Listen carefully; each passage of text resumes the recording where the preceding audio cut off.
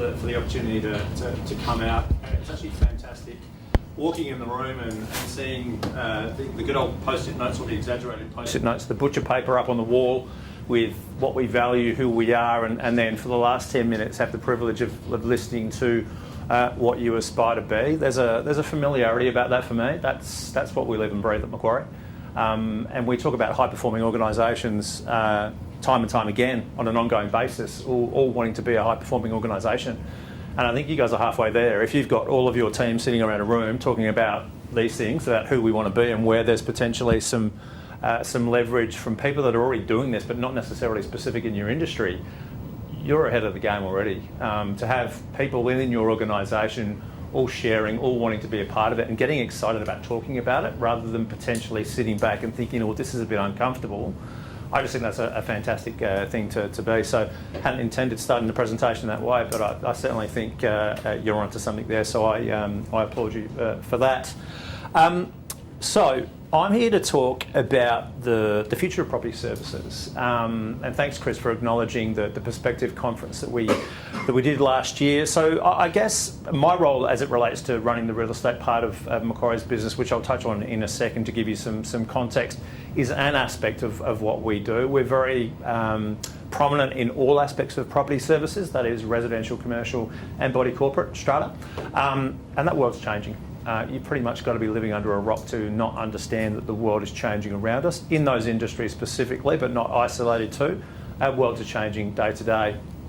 We're all very aware of that, of what we do now and how we go about our business. But I guess what I want to talk about is the context of that change and the, how do I phrase this? And not leaving it to chance effectively. With so much change going on in the world, with so much change going on in the industry in which you participate, albeit potentially playing out more significantly in some of the other property services spaces, such as residential, especially residential. Our view, our perspective, and that's what I'm here to kind of share with you today. And this is purely our perspective. We're not saying it's right, it's wrong, it's our point of view from the conversations that we have with like-minded people on a day-to-day basis around the fact that there are dimensions to this. There are aspects to this change that are going on, some which are more relevant than others, some which are more important than others, and some which some businesses may dismiss and think that that's not anything that we want to participate in, or that's not anything that concerns us. And we're going to build our business model around something that doesn't take that into consideration or doesn't need to give that any consideration. So this is our view, our perspective, not right, not wrong, but just something that we feel that we're in a privileged position to share with you, given our exposure to the property services industry. Now, what is that exposure, I hear you ask? Well, it's these numbers. So across property services within Australia, we bank approximately 3,000 property services businesses. That's real estate agents, comm agents and body corporate and strata businesses. We've been doing that for 34 years. And $4 billion is what I'm responsible for within the bank in terms of money that we either have on deposit for our clients and or money that we have lent to clients. So clearly, we've built a decent business off of the success that is property services businesses within Australia, and we've got a vested interest in making sure they continue to be successful, because with $4 billion worth of the bank's balance sheet out there, you kind of think at some point we might want that money back, or at least we might want to keep getting paid for the money being out there. So we've got a significant vested interest, and for that reason, we need to be part of this journey with our clients. So we want to make sure that we're relevant to our clients, and we can only do that if we help our clients remain relevant to their clients. So we're all part of the same journey. And without getting ahead of the presentation, we're feeling it as well. So I'll touch on now, or in a second, I'll get to that, but I'll touch on in a minute, the whole prop tech piece. So prop tech is an element of disruption and agitation that's playing on around the periphery, but it's quite real for many. It's getting more and more real day to day. And that whole prop tech piece is playing out in the financial services world. So we feel it. There are expectations being placed on us by our clients that we haven't had to deal with before, because client expectations are changing. Touch on that shortly as well. But also people's, not just the client experience, but where I guess outside players, people that are not typically operating within your industry, are seeing opportunities within your industry or adjoining your industry, starts to provide a little bit of tension around the relationships you have with your clients. So it's important now, more important than ever, to be reinforcing those relationships and looking differently at the way that businesses go about doing business. Now, I just want to touch on a little bit of the backdrop, and PropTech is one of those, but I mean, clearly one of the biggest parts of the backdrop and what's going out there in the real world right now is credit squeeze, okay? Everyone's feeling this, hearing this, seeing this in some respect. And obviously with the Royal Commission findings coming down, which I don't really want to talk about today, so no questions at the end, albeit, I mean, we put this slide up last year just talking about the structural changes that are going on in the banking landscape and potentially what they might mean. I think it's fair to say we underplayed this slide when we put it out to talk to. And what we were talking to here is how the banking landscape has changed in terms of the bank's ability to lend money. So effectively this credit squeeze that's playing out. Again, when we talked to this in June, nowhere near the extent of impact on the economy that it's having right now, but very relevant to talk to. So what it means is that what this slide talks to is that once upon a time when banks used to lend money, we used to lend money based on a servicing scenario called, a servicing scenario sensitivity called the Henderson Poverty Index. Now, if you're assessing someone's servicing on an index that's got reference to poverty, you kind of think that probably wasn't a bar that was set too high. Fair to say it probably wasn't at the time, albeit there's still responsible lending that was happening around that. But what's happened over time is you've just had layer upon layer upon layer imposed by the regulators to ensure that banks are responding sensibly and not allowing judgment to kind of get in the way of making misjudgment, get in the way of making the right decisions.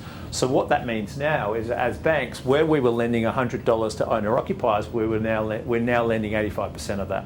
Where we were lending $100 to investors, you're now lending 75% of that. And a lot of that was brought in through the regulators to try and cool down this investor market that was clearly driving the Sydney and Melbourne market specifically, and wanting to cool that. Clearly it's done its job and it's probably overshot the mark. Obviously, the concern more recently has been, well, what does the Commission now do to overlay the tightening of credit, and will that have an impact? Early days suggest it doesn't look like it's going to be too much, but I think we're all still digesting the Royal Commission findings. So I just want to really paint a picture of the backdrop of what's going on out there in the world and how property services more broadly is being impacted. So what else do we know about the real estate and or property services world? Well, we know it's the biggest asset class in the world. So when you start to put some numbers around this, you can see why so many people have got an interest in the world in which you operate. Whether you're operating a body corporate, whether you're operating a residential real estate business or a commercial real estate business, these are the sorts of numbers that are getting attention from smart people with deep pockets. So residential property around the world, $230 trillion worth of value, commercial property, $30 trillion, and the global commissions pool, so that is the ability for property services businesses to access sales commissions, property management commissions, body corporate fees, etc., $220 billion. You've only got to get a component of that right, a piece of the puzzle right, to access a small component of a very large pie. You don't have to get it all right. It's not about getting all of it, but there are a lot of people that see different opportunities that sit within that overall pie that's getting attention. And as it relates to Australia, to give some more localised context, these are the numbers. So 3 times the size of the superannuation pool is the size of residential property in Australia. It's massive. Commercial pool of $1 trillion and a commission pool in Australia of $15 billion. So it's no wonder people locally are looking at that, let alone global players looking at the broader picture and potentially using the likes of Australia as a test case. So that $15 billion is made up of sales, property management and other income. And we can touch on the breakdown of that, and as it relates to the context of this presentation being around opportunities and threats, that's where we see a lot of the opportunity moving forward. Despite the threats that we're kind of touching on here, the landscape to a degree, there's an impact to an extent, but clearly the prop tech, and let's just be clear about prop tech. Prop tech isn't all around disruption and necessarily changing body corporate or real estate wholeheartedly. It's just incremental. It might be a bit of prop tech that drives efficiency within your business. It might be a bit of prop tech that actually does disrupt and tries to take part of the market away from you as a traditional operator in a property services business. It might be how you engage and interact with clients. It might be the technology that enables you to do more on your phone with your clients that once wasn't there. So we're not talking about $15 billion worth, all coming into literally fundamentally changing the relevance of you to your clients and that you'll not be relevant, but it's all trying to pick away at different aspects of it, given the size of the opportunity. So with that, as I've mentioned, comes a wave, and it comes in a wave of investment. So $22 billion by 2020 of capital invested in PropTech. So again, PropTech, broad scope, but significant investment, an investment larger than the actual commissions pool itself that people are making. Smart people, deep pockets, big opportunity. I'll have a crack at this. And why will I have a crack at it? Because I'm not the incumbent. I'm not the one that has the legacy systems process that's potentially suffering from a bit of inertia and what's the word I'm looking for? Complacency. I'm coming to this with fresh eyes, and I can start from scratch. So that's great, and maybe I can come, and I'm a bit of a tech nerd, so I can put this together and kind of make the client experience better. But you have the biggest opportunity because you have the relationships with your clients. Again, in terms of opportunity, whilst we consider a threat and or potential risk or something to be considered of, the opportunity here is massive because of the relationships you have with clients. But when we talk about opportunity, the relationship you have with your clients needs to be significantly improved. And I don't say that. Just get you to define PropTech for me, please, to make it really clear what you mean by that. So it's effectively the utilisation of technology to deliver products and services within the property services space. So it could be a million different things in all seriousness. A lot of people think of PropTech as simply a disruptor. So it's Google coming in and deciding it wants to open a real estate business, or it's a Purple Bricks, or it's something that fundamentally changes the landscape. It doesn't always. It might just simply be an incremental bit of technology that even you've invested in over time. Portals. And maybe to build that out, it will be the next slide, which I'll touch on in a second. But so the investment's increasing. It's about leveraging the relationships that you've got. And I do think, whilst we talk about some of the things floating around and what we know going on in the background that really drives an agenda around why we believe businesses need to transform themselves, is around the fact you are the incumbent, you've got the database, you've got everything that these people coming in haven't, and you don't get it overnight. Unless you make an acquisition and buy someone's data or buy someone's client base, you don't get it, and it takes a long period of time. So even when people have got the model right and invested all the money, I can guarantee they're still out there with the same frustrations of the concern of the growth, of the length of time it takes to grow these businesses. So that's why, as incumbents, as a business that's already in the space delivering good or great service and products and services to its client base, it's now time to step it up.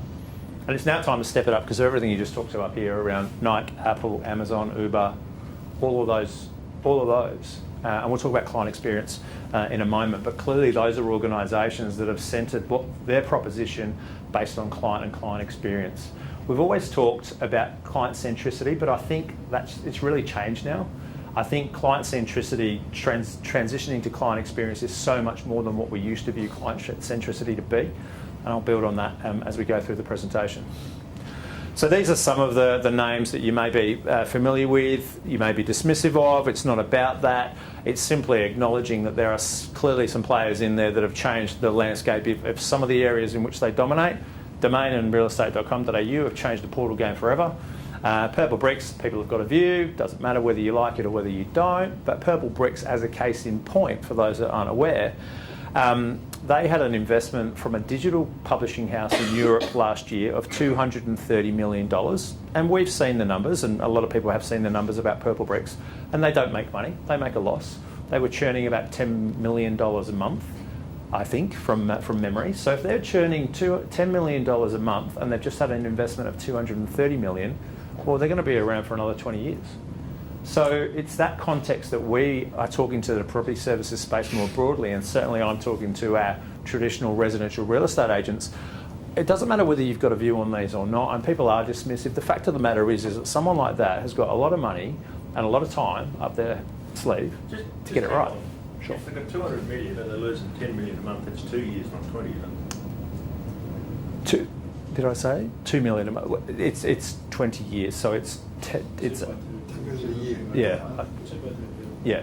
Sorry, it is 20 years worth. I've just got the numbers wrong, and I can't remember which number I've got wrong. That But can't be. Yeah. thank So you. they're losing 10 million a month, but they've got 20 years supply. Thank you for pointing out the intentional mistake. Really appreciate it. And the ones at the top, the unicorns. So again, to the point around businesses, a lot of these startups actually not making money. They are not making, the cash flow is all outflow. These unicorns are the ones that are raising capital on a business valuation greater than $1 billion. So they're not making money, they're raising capital. The valuations are valued at greater than $1 billion, which means someone sees that there's a massive opportunity here. Arguably an opportunity beyond the scope of the numbers that I put out earlier in terms of that commission pool. And we'll start to talk about adjacencies and opportunities shortly. So, everyone's got one of these things. Love them or hate them. One of these things, he says, they're both over there. I've got it, it is there, because I'd be in fear of it if it was any further than that far away. But we spend 5.5 hours on these things a day. A day. And you would have, I mean, I appreciate that people are typically staying over for the purposes of your gathering over the last 24 and through tomorrow. But we would have used it. We probably used it to get an Uber, to get to the airport, or to book a flight, or whatever. You know, you get. I think we're all using Uber. I was a late adopter to Uber, but they're so freaking easy because you can order it. You know where it is.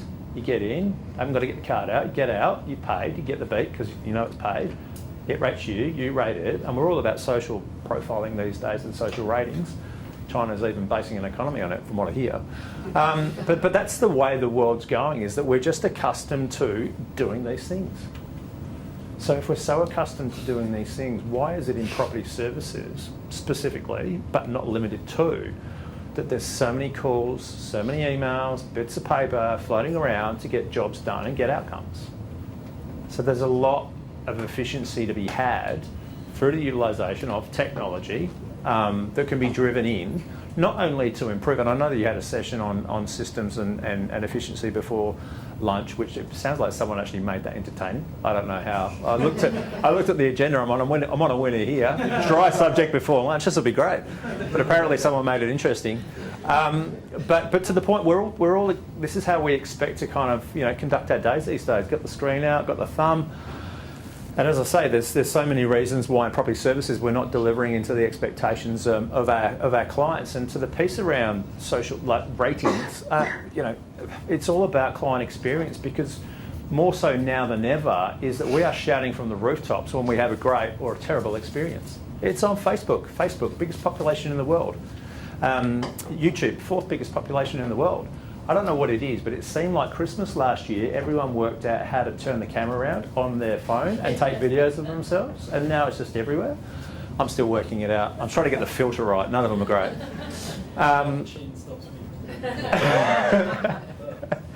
So all of this is really starting to democratise business models and get businesses to start thinking differently about how they go to market, because this is more important now than ever. Typically in property services, we've based businesses, systems and process around legislation and the requirements of the industry than this.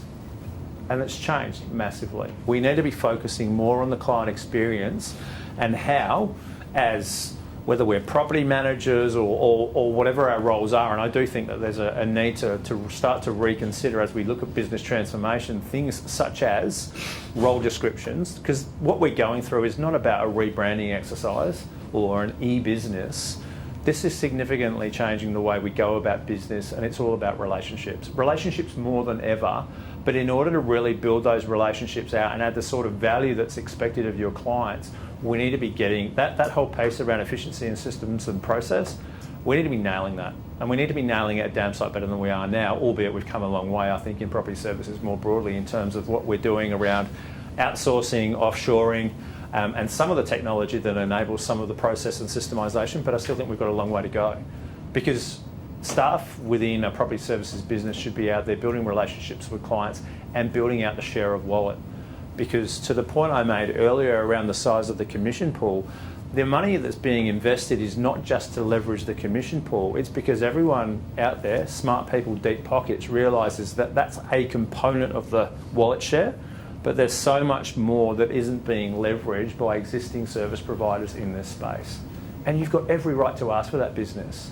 I challenge everyone in the room to think back to a time where someone said, oh, and do you do this? And you said no. Your client expects you to do it, that's why they asked. So you should be almost having a wall of post-it notes. Someone asked for this today. All right, well, they obviously think we should do that, so why don't we do that? And how might we bring that into the business? And do we need to reinvent the business, or is that just a JV opportunity? Like, there's so many opportunities given the nature of the business that you do to leverage a greater share of wallet and actually have a more comprehensive business than you've got now. So, to the point, the best experience you've had anywhere is the experience you want everywhere. No one's comparing you to the last strata or residential real estate firm that they had an experience with. They're comparing you with how they ordered a taxi, ordered a pizza, how they dealt with Apple, how they bought a pair of shoes from Nike.com. That's the mentality that the clients are coming to you with. So that's what you need to be delivering into, because I guarantee if you start doing it, they will be delighted and they will shout it from the rooftops. So again, to the conversations that were happening that was populating the butcher paper on the wall, you're already halfway there, because you know where the opportunities are and they're not in your space. That's half the challenge, acknowledging that they're not necessarily within the realms of your existing environment. What did this slide say? So the other piece that we do know is that commissions are falling, just for your benefit. We are seeing real estate agents being hit massively and quickly in terms of commissions. Now, there's obviously a few things playing out there at the moment as it relates to values dropping. We've got volume dropping. Typically what happens when you've got low levels of activity is that people will compete on the lowest common denominator. What's that? Price. You'll see it in your landscape all the time, I'm sure. So we're seeing commissions fall, and that's typically a characteristic not only of a market that's challenged, but also a market that's full, mature, saturated, complacent, and suffering from inertia and a lack of innovation. Why? Because we're tracking all right as an industry, as a business, whatever it might be. But the fact of the matter is that there is a downward pressure in property services on fees and commissions. So we need to be mindful of that, and that's okay, and that could actually be accommodated two ways. Either we don't play that game and we build out a value proposition, or three ways potentially, and potentially even more. So we don't play that game, we uphold a value proposition. We can play that game to an extent, but that's okay because we're building out a share of wallet. Or we're not playing that game at all, but we built the value proposition out by a service delivery model that's somewhat different and not based on revenue streams. But there's a value proposition there that people can see value in. So these are some of the numbers, just FYI, what's going on in my world more specifically. So sales commissions, so if anyone's looking at buying or selling a house, these are the numbers you should be looking at. So sales commissions, this is a national kind of average, have dropped somewhere in the region of 2.3 back in 2012 when we first started benchmarking the real estate landscape. They're currently at about 1.9. We think they're going to be closer to 1.5 by 2020. Now, those numbers don't sound huge, but you actually look at that on a percentage basis, like that's a significant drop in revenue if you apply that to every transaction. And because the real estate prices are increasing? It's a good point, and someone did flag that with me. I think there's definitely an element of that in there. So you would argue, yes, that people have probably been a bit more willing to drop, given the fact that property prices have been offsetting it. So we'll watch with bated breath to see how it continues. My view is that we will see somewhat of a continued trend, whether it goes down to there or just tracks a bit higher. I just think that because the market's full, there are just too many real estate, specifically this is residential real estate, there are too many businesses out there competing for too little business. And unfortunately, people typically go to price and rather than build out the value proposition. So totally valid point. It's a great pickup, but we do think that trend will continue. Similarly in property management, we're seeing a downward pressure in property management fees, and by 2020 we believe they will also be closer to 4.5 than they are to 5. Is that worldwide as well? Or? No, this is just the Australian landscape. Don't know what's happening around the country. Macquarie don't pay me enough to consider outside of the Australian borders. So I guess in your world, I think it's all about your relevance to your clients. There's a greater share of wallet going on out there that people are starting to leverage, and if and I'm not suggesting that you are, but if there's a business operating body corporate and strata that's specifically focused on its body corporate management fees and not looking to leverage the broader revenue opportunities, you are becoming less relevant to your clients. And your clients are telling you, because as I said before with the post-it note kind of example, I dare say your clients are actually asking, do you do this? Can you do this? No. Well, their expectations have potentially been set somewhere. That's why they're asking. So I think for body corporate specifically, it's that relevance to clients, and there's a massive opportunity there. They're your clients, you're doing business with them.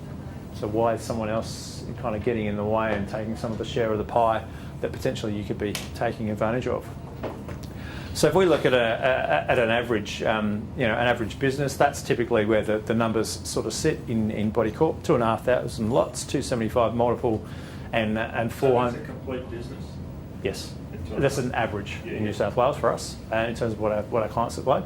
But I guess the point I was trying to make here is if you look at the body corporate fee in isolation as 400, and to this point the majority of transactions, that amount of transactions, 90% plus, are based on recurring revenue. So if we're saying that multiples on a business valuation basis, let alone the revenue and profitability, if we're saying that multiples are applied to recurring income and that's what you're getting per lot, and we can talk about, there's obviously profit numbers that sit below that, let's call it a 20 to 25% profitability per lot. Well, the question is, well, why are we not trying to build out that recurring revenue? Why are we not looking at adjacencies? And the business clearly is looking at that, but what else? So what else? What else outside of the logical scope around insurance and others, connections, whatever, what else is it that we could? What's the logical and well, not just the logical, but what are the conscious and subconscious needs of my clients that I could deliver into and delight outside of the normal? Again, it's a different mindset, it's a different skill set, I think, that we need to see within property services businesses to really enable that and to move away from the systems and process that I think a lot of us have got caught up with. That now through technology, in due course, it's not here and now, but it's coming. We can really start to drive this a lot more.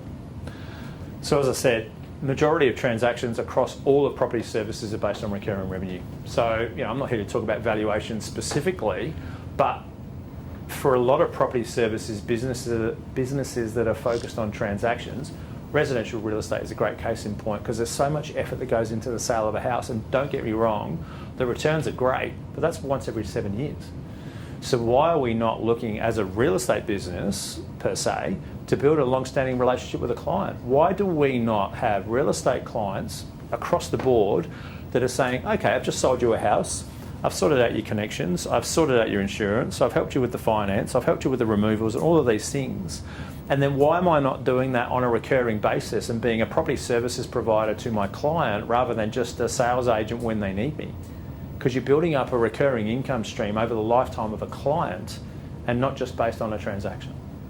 That's a lot better business to be involved with. That provides growth opportunity for everyone.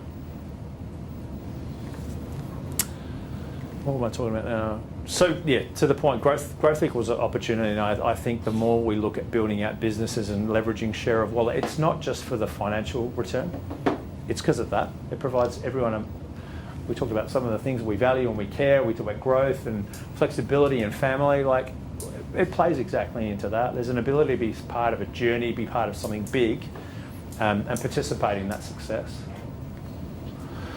So it's a volatile environment. VUCA, I don't know if anyone's heard of this terminology before, but it came out of arguably military parley.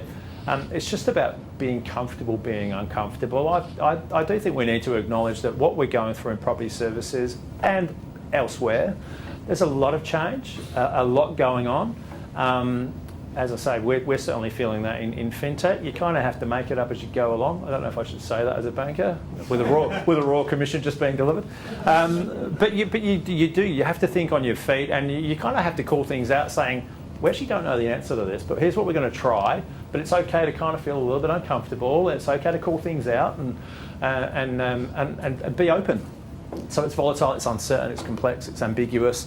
I just think, acknowledging the fact that this is going to be the new norm for a period of time, for the foreseeable future, is something that everyone just needs to acknowledge. And again, hearing the conversations earlier and the openness in the room, I think this is something that you won't struggle with, but I certainly think is definitely an issue more broadly in the industry when we talk about business transformation, because this isn't just a cost-cutting exercise and trying to drive efficiency and doing a bit of offshoring, and this is business transformation in terms of, for some it's business transformation to survive, but I think what you have the opportunity is around business transformation, not just to survive, but to really thrive and take a forward step rather than taking a reactive approach to what's going on out there. Because some people will put their head in the sand, and there are people out there with their head in the sand thinking, do you know what, I'm probably thinking of selling in a couple of years. It's not for me, I'm not going to participate in the current landscape. Forward-thinking business owners that want to take their business to the next level are going through these things. So I just wanted to touch on McKinsey's 3 horizons of growth. Now, I'm not an academic in any way, shape or form. Unless there's pictures, I'm not interested. Or scratch and sniff books, they were great, I love them. They're even better for me.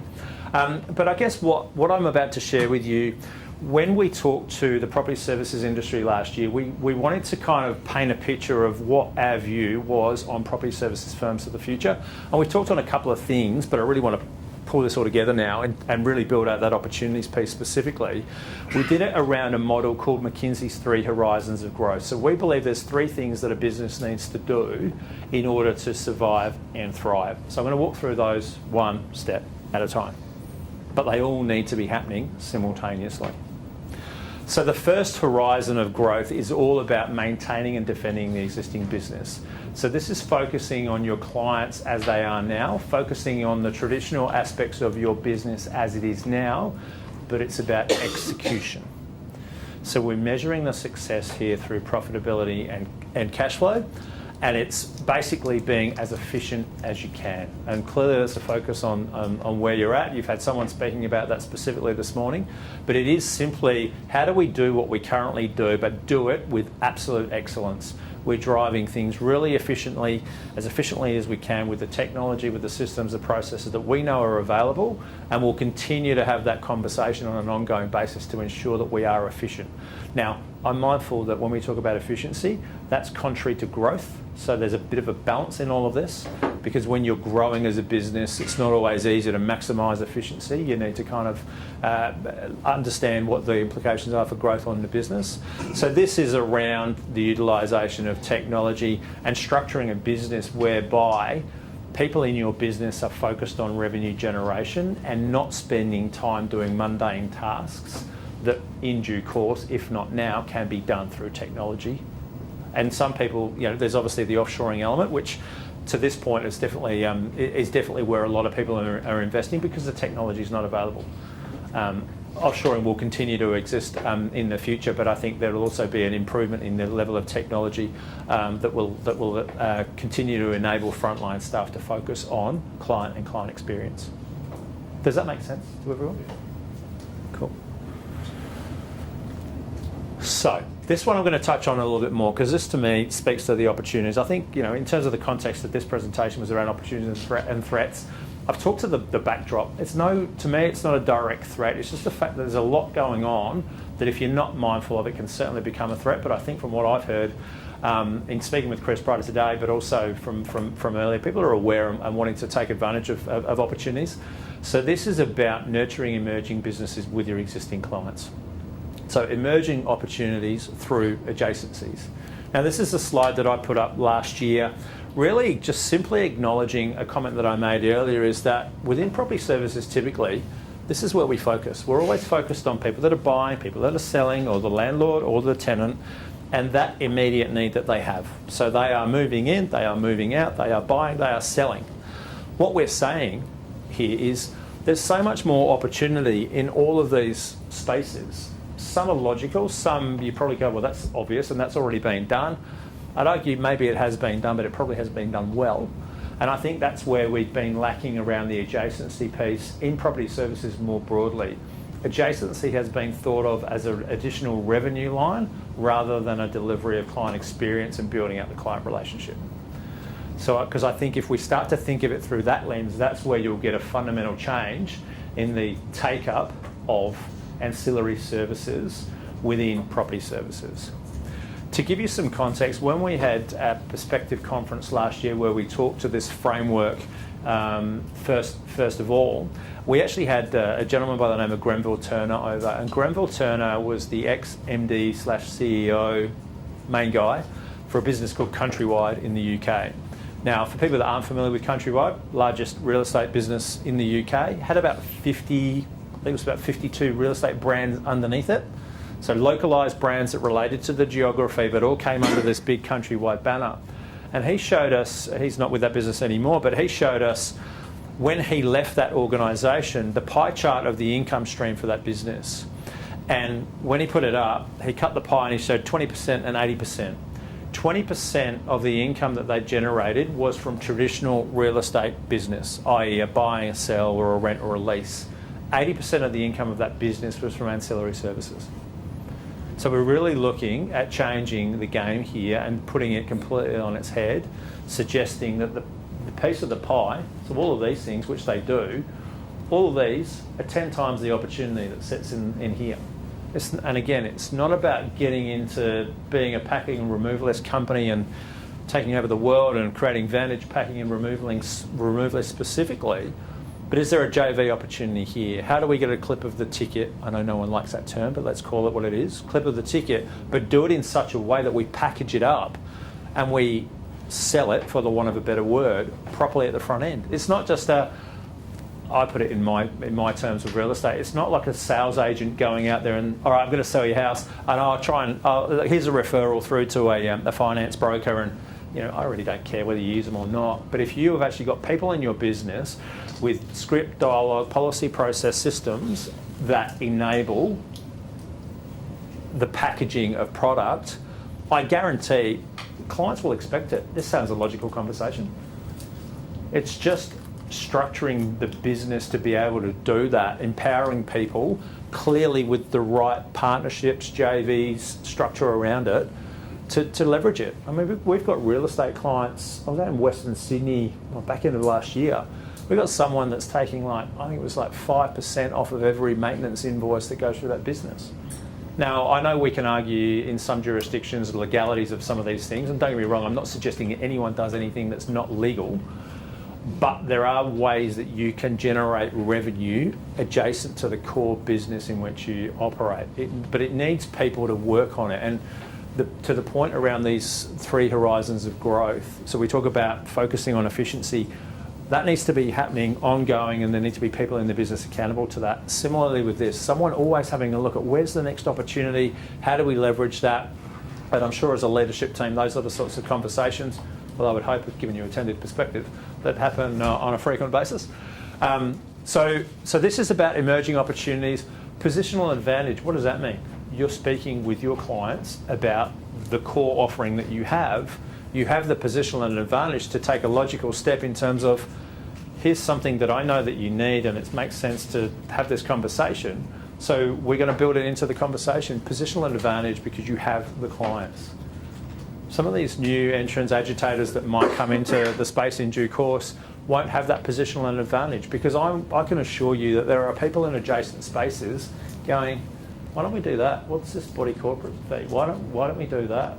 How easy is that to access? And they might well look at it and go, whoa, yep, no, we don't want to do that. But in due course, that they might well decide, and technology and process may well enable it. But this is all about building out revenue and client acquisition. So you're getting clients more entangled, and you're leveraging clients and potentially in some of those adjacencies. I'm not saying it's all of them.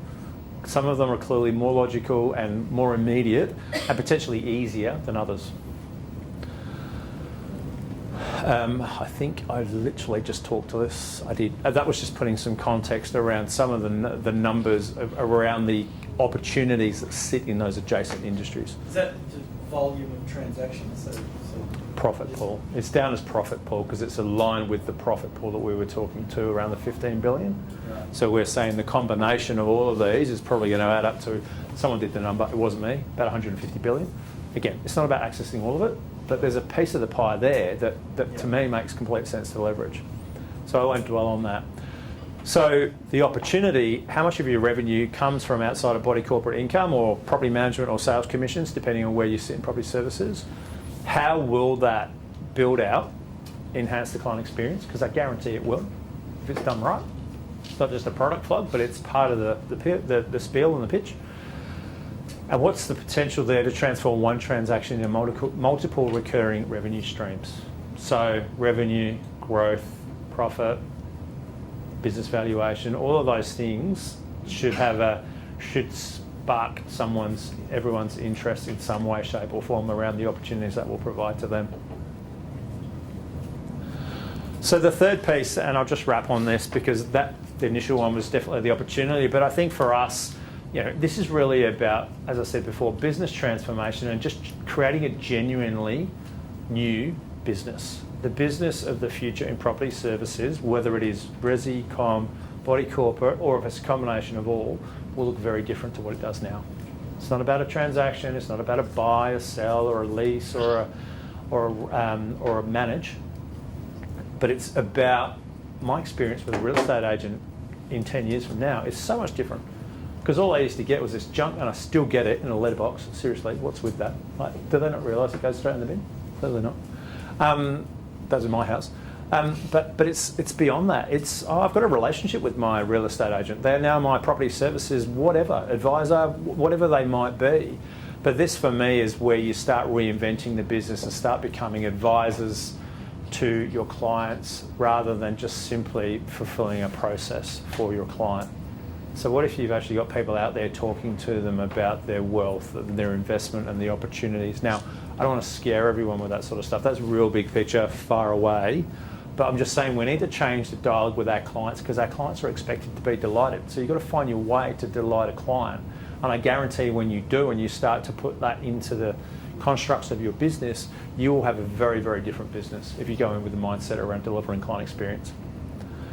So it's ideas for growth. It's an entrepreneurial, okay, so let's get out of this day-to-day and this traditional and logical adjacencies. What if we actually remap this? So again, get the whiteboard and you've got some post-it notes. Okay, so someone's thinking of buying or selling a house and here's a property settling. So what does that map look like? If I'm a client, what does that experience look like? What am I feeling? Where am I going for this information?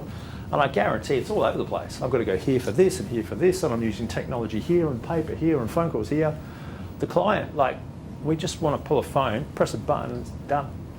Do you know what I'm kind of coming from? So it is genuinely reinventing the business and doing it through arguably workflow. I mean, this to me looks like a workflow diagram. Okay, so I've done that. That's now shot off to this person who's now going to phone them about their connections. It's going to go to this person that's going to contact them about another opportunity. And I'm experiencing this in technology, and it's preempting my needs. Oh, geez, I'm glad you told me about connections. I hadn't thought of that, or I knew I had to do it and I've forgotten. So, yeah, I'm busy. I mean, once upon a time, I remember doing a uni degree many, many moons ago now about the future of and our technology and how we were going to be buying things online and getting groceries delivered. I remember thinking, too hard, too expensive, no one's ever going to pay for that. And now, the most important resource we have is time. And we will do anything, I think most of us, to get some time back in our day. So think about it on that basis. The ability to delight clients with all of the steps, processes, opportunities, revenue opportunities, all of those things with your clients, it's massive. You've got so much scope to do more. So there's huge, huge, huge opportunity.